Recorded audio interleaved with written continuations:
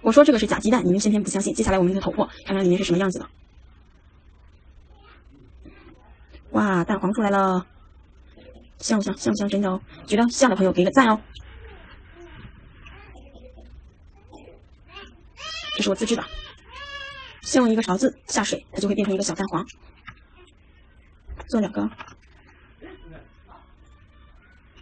挤上蛋白，然后把我们做好的蛋黄放到里面，封印起来。下水，轻轻的晃动，它就会出来一个假鸡蛋。觉得像的朋友双击保全吧。